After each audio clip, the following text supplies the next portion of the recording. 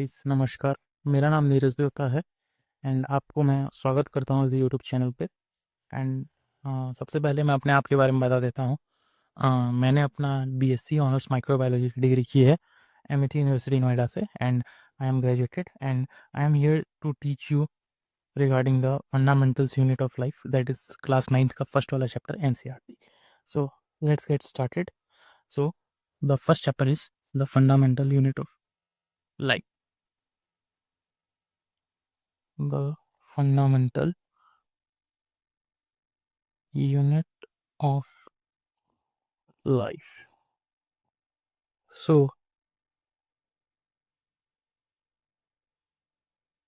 what is the cell? पहले हम शुरुआत करते हैं सेल से। सेल बेसिकली होता क्या है? So cell, cell is the structural and functional unit of life. Life means here living organism. So what basically a cell is? तो सेल का हम स्ट्रक्चर ड्रॉ कर लेते हैं पहले। ये हो गया सेल। सेल से बनता है, बहुत सारे सेल से मिलके बनते हैं tissue. This is tissue, we can call this as tissue. Second one is the organ. Organ बनते हैं टिश्यू मिलके, बहुत सारे टिश्यू बन के ऑर्गन बनते हैं। ऑर्गन में जैसे कि हार्ट हुआ, लीवर हुआ, किडनी हुआ, ये सब चीज़ें हुई। ऑर्गन से देन ऑर्गन सिस्टम बनता है। ऑर्गन सिस्टम में जैसे डाइजेस्टिव सिस्टम हुआ, रेस्पिरेटरी सिस्टम जिससे लंग्स और जिससे हमारा एक्सेल इनहेल का प्रोसेस चलता है उसको रेस्पिरेटरी सिस्टम बोला जाता है। Third one is circulatory system, that is blood का फ्लो जिससे होता है। सो ये बेसिक बेसिक कुछ कुछ चीज़ें हैं। एंड फाइनली ऑर्गन सिस्टम से ऑर्गेनिज्म का फॉर्मेशन होता है। So there are million of cells, million नहीं ट्रिलियन बोल सकते हैं, trillion of cells present in human body, in human body, है ना। सो बेसिकली ये था। एक मिनट गाइस, मैं पेज को थोड़ा बढ़ा लेता हूँ। So this was the basic cell differences. सो अगर हम बात करें सेल की तो it is the structural and functional unit of life. Life की यहाँ पे बात हो रही है तो लिविंग ऑर्गेनिज्म की ही बात हो रही है।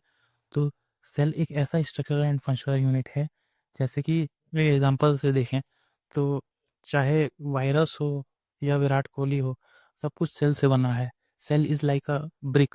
जैसे घर ब्रिक से बनता है वैसे ही ह्यूमन बॉडी सेल से बनती है। ये बेसिकली हमारा था। ओके, सो डिस्कवरीज पे आ जाते हैं गाइस। सो सबसे पहले डिस्कवरीज पे आए अगर अपन, तो यहाँ पे सबसे पहला नाम आता है रॉबर्ट हुक का। रॉबर्ट हुक, इन्होंने माइक्रोस्कोप पहले बना दिया था, कंपाउंड माइक्रोस्कोप, है ना। तो रॉबर्ट हुक के बारे में अगर बताऊं पहले थोड़ी सी बात, तो इन्होंने डिस्कवर किया है और कॉइन किया है term that is cell in 1665। Okay guys, so इन्होंने माइक्रोस्कोप में देखा। सो यहाँ एक ट्री था जिसको बोला जाता है ओक ट्री। इन्होंने ओक ट्री के स्टेम बार्क में भी एक कॉर्क टाइप से चीज़ निकलती है। कॉर्क बोल सुना होगा गाइस। तो ये कॉर्क को निकाल के देखा, माइक्रोस्कोप पे एक्सपेरिमेंट किया, बेसिकली माइक्रोस्कोप में एक्सपेरिमेंट किया। सो इनमें इनको दिखे बॉक्सेस, बॉक्सेस। लेकिन इन्होंने रॉबर्ट हुक ने डेड सेल्स देखे थे, डेड सेल्स। ओके, सो इन्होंने उस कॉइन को टर्म किया उस टाइम लैटिन वर्ड में, दैट इज सेल। ये याद रखना, डेड सेल देखा था इन्होंने, है ना। तो इन्होंने स्लाइस देखा था कॉर्क का, तो उन्हें दिखे छोटे छोटे बॉक्स लाइक स्ट्रक्चर, सो जिन्हें हम आज सेल के नाम पे जानते हैं। एंड अगर हम पहुँचे the third one, that is the Antonie von Antonie van Leeuwenhoek. Leeuwenhoek, तो इन्होंने बेसिकली फर्स्ट लिविंग सेल पे काम किया था। फर्स्ट लिविंग सेल इन 1674, या सो इन्होंने फर्स्ट लिविंग सेल पे काम किया था। एंड उसके बाद और भी एक्सपेरिमेंट्स आए, जैसे कि रॉबर्ट ब्राउन के। और रॉबर्ट ब्राउन, इन्होंने न्यूक्लियस डिस्कवर्ड किया था। सेल के अंदर एक न्यूक्लियस नाम से सबसे सब्सटेंस होता है, उसको बोला जाता है, ओके, इन 1831। 1831, सो इन्होंने न्यूक्लियस के बारे में बताया था। अगर न्यूक्लियस को बनाना चाहें तो ऐसे बना सकते हैं nucleus. This is called nucleus. Okay guys, so basically ये सब चीज़ें थी जो कि आपके एग्जाम पर्सपेक्टिव से याद आ सकते हैं। डिस्कवरीज में पहले हम चलेंगे रॉबर्ट हुक में। रॉबर्ट हुक ने माइक्रोस्कोप पे देखा था ओक ट्री के स्टेम बार्क से कॉर्क उठाया, कॉर्क को माइक्रोस्कोप पे देखा, बॉक्सेस का एक स्ट्रक्चर देखा था, लेकिन ये डेड सेल्स थी और लैटिन वर्ड सेल से निकला था। Coin coin term and discovered किया था 1665 में। ओके, देन एंटोनी वन लियोनॉक आते हैं, इन्होंने फर्स्ट लिविंग सेल इन 1674 में किया था। रॉबर्ट ब्राउन न्यूक्लियस का इन्होंने कॉइन किया था टर्म 1831 में। This is called nucleus. Okay, हाँ, ऐसे ही पुरकंजे कॉइन पुरकंजे थे जिस थे, उन्होंने प्रोटोप्लाज्म का किया था 1839 में। So protoplasm means living content of the cell. Okay, so we will go ahead now with the cell theory. Cell theory, और हम सेल थ्योरी की गाइस बात करें तो इसमें तीन मेजर साइंटिस्ट आते हैं। दैट इज मैथ्यूस स्लाइडन,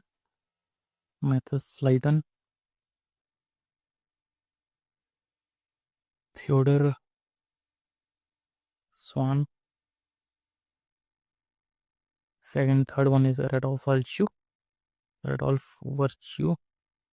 सो इन्होंने सेल थ्योरी दी थी। सो मैथ्यू स्लाइडन ने क्या बोला था? मैथ्यू स्लाइडन ने बोला था, Matthew Schleiden, all plants are made of cell, are made up of cell. Okay guys, so इन्होंने सेल थ्योरी में ये बोला था। उसके बाद थियोडर श्वान ने ये बोला था कि all animals are made up of cell, made up of cell. इन्होंने बोला था ये 1838-39 पे। फिर सेल थ्योरी में एक रडोल्फ वर्चू नाम के व्यक्ति आते हैं, जिन्होंने बोला कि all cells came from pre existing cells, pre existing cells. Okay, so basically ये इनका था। इन्होंने एक्सटेंड किया, रडोल्फ वर्च्यू ने extended the cell theory, extended the cell theory guys. Okay, so basically यही था। उसके बाद अगर हम आगे चलें तो क्लासिफिकेशन पे चलते हैं। अब ये एनसीईआरटी में चैप्टर है शायद, classification of organism based on cell component. Okay, let's open the biological suitcase of life, we can say this. So पहला जो आता है that is how do we classify organism based on the cell component. So basically guys दो type के होते हैं। First one is unicellular organism, unicellular organism and multicellular organism, multicellular organism. Okay guys, so unicellular में ये होता है, uni का मतलब हमेशा आप याद रखिए कि सिंगल सेल्ड ऑर्गेनिज्म ही होंगे, और ऑर्गेनिज्म जो रहेंगे वो एक ही सेल से बना रहेगा, made up of one cell only. So multicellular organism में organism will be made up of more than one cells. So इसके एग्जांपल्स भी पूछे जा सकते हैं एग्जामिनेशन में आपके, तो मैं बता देता हूँ यूनिसेलुलर ऑर्गेनिज्म में। So unicellular organism